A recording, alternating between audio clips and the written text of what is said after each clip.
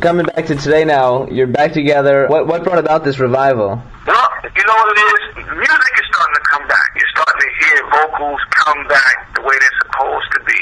Not knocking what's out there right now, but the real musicians and the music is starting to creep back through the cracks slowly. And we figured that it's our time now to get back in. We still got our youth. It's time to get in and try to do some music so when it opens up hard, we'll be right there waiting for it. We still got some good people behind us, like my brother Pie Little and John Dubuque.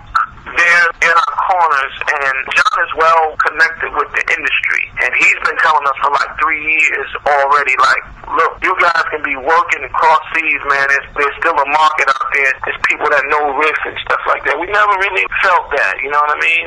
Dwayne, along with another guy from Memphis Vision, who is now going to be a part of Riff when we get it going full-fledged. But anyway, to make a long story short, the reunion, it's just time for Riff to come back and to do something wonderful, because there's some things that we really didn't get a chance to do. And I think now, because we know the business a little bit better, our vocals is much better, I think that we can actually come back and do some great music. Even on top of that, with the industry the way it is now, I mean, I was talking to quite a few groups that was out during the 90s and late 80s, you know, True, H-Town, Boys to Men, even Adina Howard. The music during that time, there's a gap in between there, because now the kids, like, the only people who they actually know now is probably Chris Brown. Growing up, we can go back a decade and say, you know, Force MDs, 404s, and stuff like that, you know, and then they can say, you know, Marvin Gaye's and the Stevie Wonders, but coming up now in this century, that music is missing right now, so we trying to get these guys to organize with us and put together good singing, real singing the way it should be, because it's been missing for a while now. There's no real singing, everybody's singing behind the computer right now, but we want to bring that air back, because that's what's missing. It's a market out there for that too. Right now, you got quite a few groups out there, Jodeci, Boys and Men, and H-Town, and Troop is even working also. I mean, we're just trying to bring this music back, the soulful singing that we come from, straight to root, from the Temptations all the way back. Yes, not to interrupt you, Wayne. We want to be able to give them singing and entertainment. A lot of things that's done now is basically entertainment. Even in the studios, a lot of things are being programmed to where you sing one note and let the studio do the rest. You know, back 10 years ago, you had to really in that mic and sing. And if you wanted 5-part harmony or 4-part harmony, you had to really come through and sing it, because it was basically all natural. And that's what a lot of the groups like us, Riff, Boys to Men, Silk, even Jodeci, Mint Condition too. Mint Condition, a lot of those groups, a lot of those groups, we had to do it. And we felt the love of doing it, because nothing like giving it a natural touch. Real music has to come back. We want to make sure that we're in that. As a matter of fact, we're going to be one of the groups that reintroduce the real music again. I know a lot of groups is making their comeback. You got New Kids on the Block who just made their 22-year comeback, and it's a blessing to have them guys out there just to motivate us. We want to be right there in that number to reintroduce ourselves, like how they did it, New Edition did it. Right, and we're not knocking all the computerized singing and stuff like that. If it works for them, then it works for them. Right. And you know, right now, that's all you're hearing. Songs with the voice box and stuff like that. Again, nothing's wrong with that, and that's cool. But what's actually missing is that nice 3, 4, 5-part harmony, nice deep down soul in your gut type singing. You know, we don't hear nobody begging anymore. Yep. So going back to things, this is part of your 20th anniversary, so it's kind of crazy thing, and you've been around for 20 years. Did you ever think back then that you'd still be around doing the things you love? I mean, it's a very, very competitive business, you know. Like I said, it can be in for one quarter and out the next, you know. I just thank God that the amount of time, the album we did and the tours and stuff, it's a blessing, you know. I just thank God that we're still here to actually come back and put it back together. You know, most people, they got members that's like really sick, Boys and Men, you know, God bless them. You know, you got people that sometimes don't even make it that far. Deep down inside, we always knew. Every now and again, we probably couldn't see it, but we always knew deep down inside that we would, in some shape, way, or form, be doing something that we love, be it singing gospel or producing or writing. Deep down inside, we did feel that we were going to be still doing this. So now, it has been 20 years. Do you guys feel like you still got the bodies to sing and perform like you used to? I'm for what you, Matt. If we don't got will about time when that album drops. I mean, this nature, it's natural. I mean, nobody in this plantation that's going to maintain a certain weight. And if you do, God bless you. But sometimes as you get older, things happen. You get married, get caught up into a love relationship. So you shorty, she want to keep you big, so you can stay away from the other shorties. We're wise enough to know that. I mean, you want to be in shape to where when it's time to step on stage, you don't want to be out of shape but be breathing hard. So that's a good question. Just to let you know, we are in the gym working out, trying to get motivated. Not only just for the music, just for health reasons, So what all do you guys have planned for this 20th anniversary? You making a new album now, going to be touring some. What do you got planned? Well, like the fellas and I were saying, we're working on this album and stuff. And once the album drops, hopefully we'll have a leeway to do more promotions and promote the music of the 90s and come back with the new stuff so that the bands and stuff out here can get a feel of what the singing of the 90s was like, which is missing right now. God willing, we'll be busy. We'll be working. Hopefully the fans will like the new stuff that's coming out. And Lean on Me has been a wonderful success for us because even without really being out there in the music scene, that movie has carried us a long way to the point where when people try to forget about Riff, they can't forget because it's always thrown up in their face in the bathroom singing the school song. That movie is really what's keeping us alive without even being out since 94, 95. So you guys talk about working on a new album, and I know it's pretty hard to guesstimate, but when are you hoping to put it out there? Well, it's like this. We try to make sure that we got the right material. It's up in the air. You know what I mean? There's like a couple of offers on the table. The deal haven't really been inked yet. They got a couple of labels that's ready to hear the music. Because now it's changed. There's no artist development. There's none of that. The stuff that we had back in the 90s is not that. You have to go into the record company with your album already done. And then they'll tell you that's the song that we're going to put out, and I think you need to work with one more hot producer, and then they'll pay for like 1 or 2 songs to get done. It's a different ball game now. So right now we're trying to get the music possible. So we're talking probably by winter, we probably will be out, and we're probably going to take over this time because it's in the cards. It's a reason. We just ain't thinking about coming back, man. We're trying to come back and show it. We're just as good as what's out there right now. You know what I mean? So in the meantime, will you guys be doing any tour dates or anything? Our manager, that is a key factor in the whole situation. That's what he does. So he wants us to get sharp, to go back out and do like a 30-minute set opening for different art. He repped Michael Bolton, and he used to represent Luther Vandross and stuff like that. Craig Davids from over in the UK, and he's worked with Silk.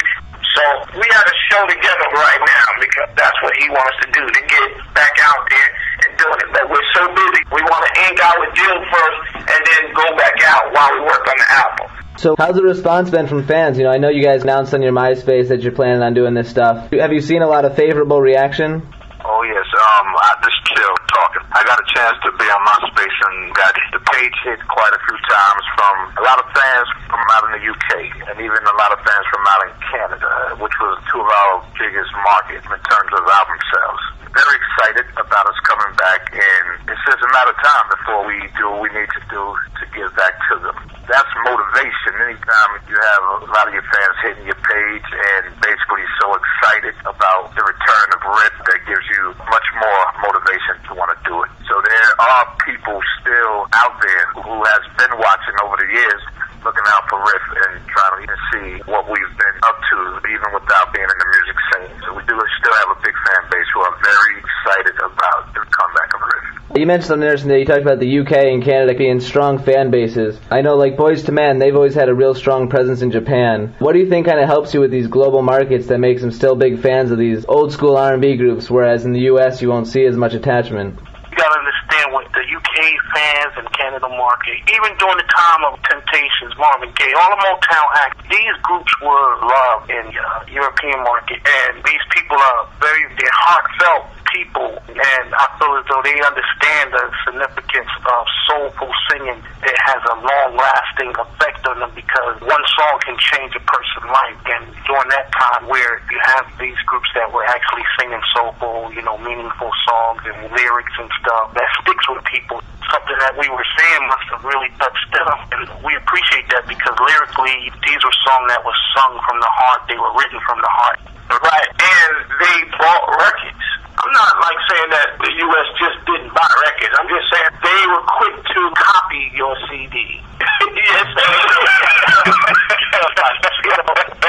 they was copied. You know what I mean? When like Canada and like London, they buy their own CDs. They buy 2 CDs. Don't open one and make you sign one. You understand what I'm saying? There's only a few people like that here, man. I'm sorry. You know what I mean? Right now, it's download city. So right now, we have to take full-fledged advantage. Like right now, we have the opportunity. I think Riff is in a great position. I'm not really sure if a record company is where to go because the fact is the internet is so powerful right now. You can do that thing. Like you can do your music and go hard on the internet and be just as large. You can get bookings. You can do shows from owners. You can sell your record right there. It's a lot of things open to us now. But to go back to what you were saying, the fans appreciate the music. They buy the record so they know the music. This pie, I'm not one of the group members, but I think as far as the UK, the market is less political. Right. You don't have to be a strong production team in order for people to embrace your music out there. Here, it's more of who you are, how much money you spent to get your record spin,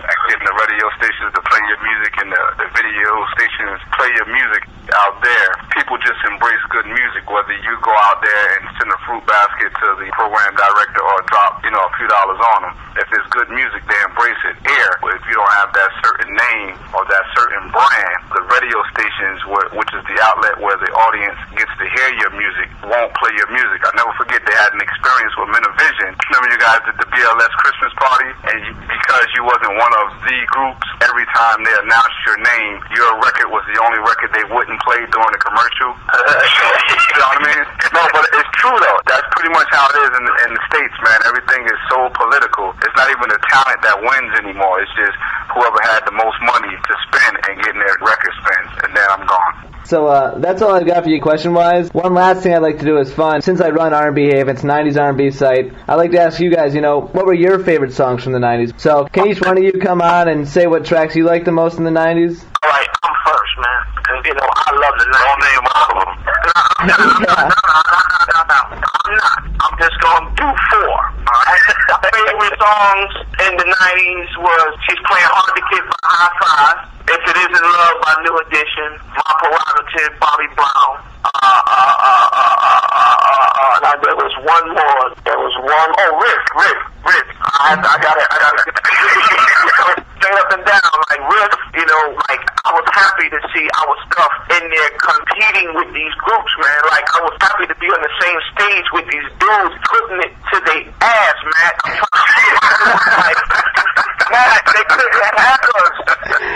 They could not have us. All right, good, Wayne. I'm done, Wayne. Well, I mean, like you said, those are well-respected artists as far as the 80s into the 90s. During that time, we were listening to, like, FWB. I mean, you had, like, the Jodeci's. Remember, Mint Condition was out at that time. Yeah. Remember that? Still going. Tony Terry, son. Yup, Tony Terry. I mean, I don't have one bass artist that I would listen to. I was dead up on Riff. Like, yo, this is the shit right here. Yeah. Well, Chili Chill at your service. Groups like Guy, I would say, let's say Silk. They was a great group. You had, Hey, Chill, don't forget the Rude Boys neither, boy. The Rude Boys, yeah. There we go. Yeah, because Chill was the first one to bring that album out. The Rude Boys and High Five, them cats made Tony Thompson, rest in peace. Color Me Bad. Yeah, H-Town. I mean, a lot of great groups that was out there in the 80s and 90s. Keith Sweat. Hey, Matt, you can't forget our boys, come straight from where we come from, man. Today. Exactly. Smooth B. We didn't even have Smooth B tonight. I'm just chilling, listening to y'all. But with me, it was basically Will Downey, Mint Condition, Shy, Rude Boys, still Jodeci, Boys to Men, And back then, I'd be listening to Ray Goodman and Brown, Al Green, if you want to take it back, understand you say 80s